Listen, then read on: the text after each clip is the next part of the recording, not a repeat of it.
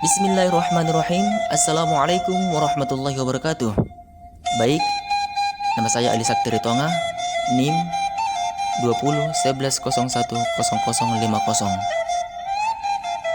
Oke, selanjutnya di sini saya akan membahas tentang yang namanya perdebatan tentang sistem matrilineal.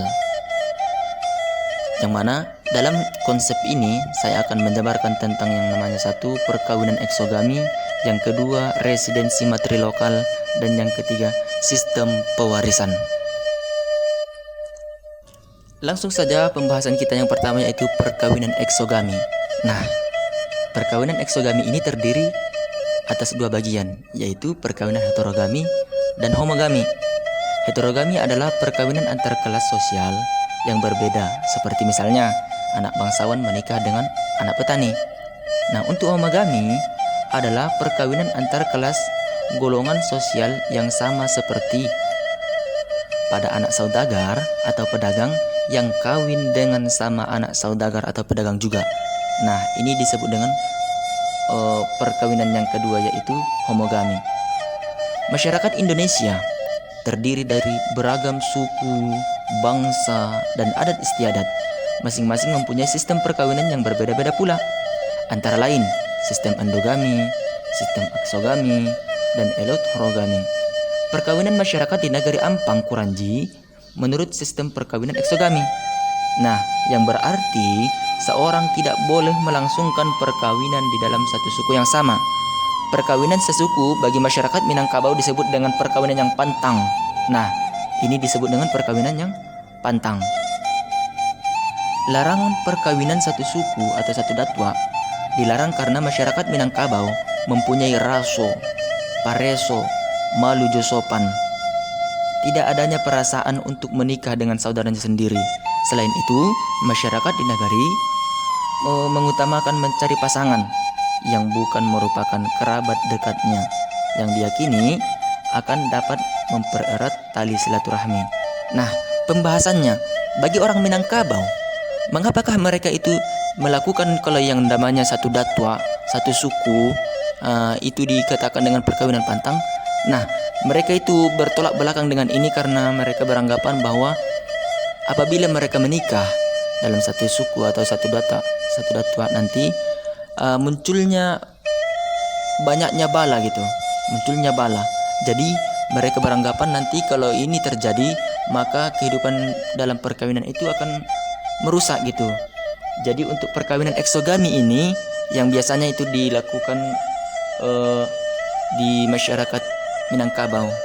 Nah, yang mana seorang perempuan yang datang ke rumah laki-laki. Berbeda dengan orang Batak. Orang Batak di Medan bahwasanya laki-laki itulah yang datang ke tempat perempuan. Nah, di sini saya mencoba menjabarkan tentang perbedaan di antara keduanya. Nah, kebetulan saya juga dari orang Medan. Nah, untuk orang Batak itu wajib seorang laki-laki yang menjemput ke rumah istri.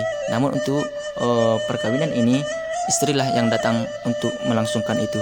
Namun setelah saya melakukan wawancara beserta dengan Pak Nasrul, yang mana beliau juga salah satu warga di Kota Padang, kata beliau itu berbeda-beda. Ada memang yang begitu modelnya. Namun untuk khusus di Kota Padang ini sudah percik-percikan gitu. Nah, orang-orang yang merantau gitu. Jadi untuk daerah-daerah yang memang dominan untuk hal itu ada di seperti Pariaman gitu kan. Nah, ini penjelasan dari beliau dan lain-lain sebagainya. Oke, masuk pembahasan yang kedua, yaitu tentang residensi matrilokal. Residensi matrilokal adalah perkawinan yang mana pasca menikah suami mengikut ke rumah istri, nah, atau mertuanya. Laki-laki itu dianggap sebagai tamu di rumah istri. Nah, ini juga berbeda dengan kegiatan-kegiatan orang Batak. Orang Batak atau bersuku Batak bermarga itu istrilah yang datang ke rumah laki-laki, bukan laki-laki yang datang ke rumah istri. Namun di sini kita membahas tentang residensi matrilokal. Nah, untuk matrilokal ini kita ambil bahwasanya suami itu mengikut ke rumah istri atau mertuanya. Laki-laki itu dianggap sebagai cuman tamu, dianggap cuman tamu. Perkawinan Madura mengikuti pola residensi matrilokal. Nah, untuk orang-orang Madura, mereka itu menganut tentang sistem matrilokal. Artinya menikah suami ikut ke rumah istrinya. Nah, di sini dia dianggap sebagai tamu di rumah keluarga istri itu. Meski demikian, pola kekerabatan di Madura bukan matrilineal. Nah, melainkan bilateral. Begitu juga dalam hal otoritas, kepemimpinan dalam unit keluarga. Laki-laki memiliki kendali penuh dalam tanggung jawab, nafkah, lahir, batin, dan perkembangan kelanjutan hidup istri dan anak-anaknya. Nah, hegemoni kuasa laki-laki atas perempuan di Madura. Di Madura itu tercermin pada pola hunian, tanian, lanjeng. Juga perkawinan materi lokal di Madura adalah hasil dari kolaborasi antara kaum adat Madura dengan hukum Islam sebagai hukum ajaran agama mayoritas di Madura. Karena sikap biasa gender ini menimbulkan banyaknya ketidakadilan untuk perempuan, maka dibutuhkan perspektif baru yang adil gender dengan cara menggeser hegemoni patriarki menuju relasi yang serta antara laki-laki dan perempuan. Baiklah, sekarang masuklah kita ke pembahasan yang ketiga, yaitu sistem pewarisan. Sebelumnya masuknya Islam, sistem pewarisan harta di Minangkabau sudah bercorak komunal. Pengertian kaya adalah memiliki tanah yang luas.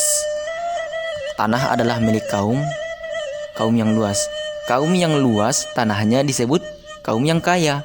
Kemampuan anggota kaum adalah mencetak sawah baru. Nah, ini atau disebut dengan taruko ya, taruko atau menggarap tanah ulayat sebanyak-banyak mungkin. Nah, secara umum ada 4 cara memperoleh harta di Minangkabau. Yakni yang pertama, pusako. Pusako ini bahasa Minangnya atau pusaka ya, pusaka berupa warisan yang diterima dari mama oleh kemenakan.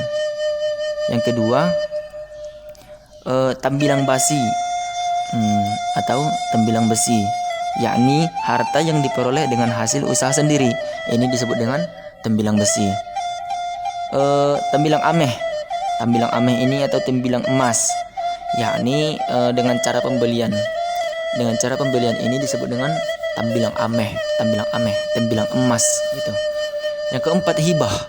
Nah, cara untuk memperoleh warisan yang keempat di adat Minangkabau itu ada hibah. Hibah itu yakni harta yang diperoleh sebagai pemberian dengan adanya pengakuan adat Minangkabau, yang dengan adanya harta pencarian suami istri ini. Ini dibutuhkan adanya pengakuan dari adat Minangkabau bahwa mereka itu melakukan harta pencarian. Maka bentuk-bentuk harta di atas ada yang kembali ke kaum, ada yang menjadi harta pencarian, dan ada pula yang menjadi harta bawaan. Kemudian ketika terjadi kematian berdampak pula pada kepemilikan harta secara warisan. Nah, secara garis besar ada 3 sistem kewarisan di Indonesia. Yang pertama, sistem kewarisan individual. Yang kedua, sistem kewarisan kolektif. Dan yang ketiga, sistem kewarisan mayorat. Yang pertama, sistem kewarisan individual. Sistem pewarisan individual adalah kewarisan yang membagi harta-harta peninggalan kepada orang perorangan sebagai ahli waris dan dibagi sama rata antara ahli waris. Sistem kewarisan ini ditemukan pada masyarakat Jawa yang menganut kekerabatan bilateral dan Batak yang mengandung patrilineal. Kemudian, yang kedua, sistem kewarisan kolektif.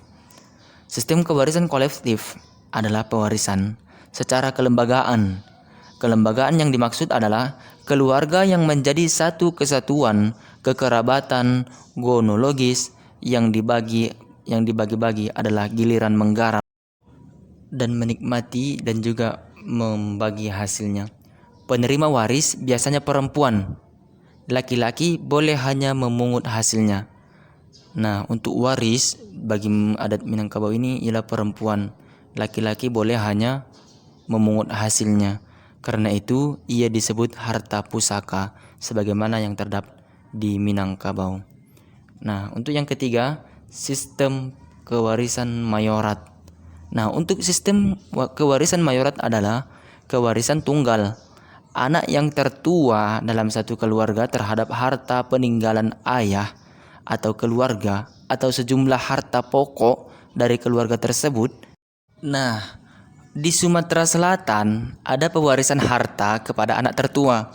Dibagi yang patrilineal, mewariskan harta kepada anak laki-laki tertua. Tapi tidak selalu begitu. Ada kalanya nanti beralih-alih, gitu dia. Di sini saya akan mengambil kutipan dari Hazairin mengumumkan bahwa 3 sistem kewarisan ini tidak selalu merujuk kepada bentuk masyarakatnya. Ada kalanya pada masyarakat patrilineal ditemukan kewarisan mayorat atau kolektif yang terbatas. Sistem mayorat seperti di Sumatera Selatan terdapat juga di Dayak, Kalimantan. Demikian juga sistem kolektif seperti di Minangkabau ditemukan juga di Manahasa yang bersistem bilateral. Baiklah, mungkin sampai di sini hasil presentasi saya. Syukran jazilan ala ihtimamikum. Mohon maaf atas kesalahan. Mohon diberitahu bila ada memang kesalahan, kekhilafan. Nah, untuk mengakhiri kalimat ini, saya mengucapkan terima kasih atas perhatian. Wassalamualaikum warahmatullahi wabarakatuh.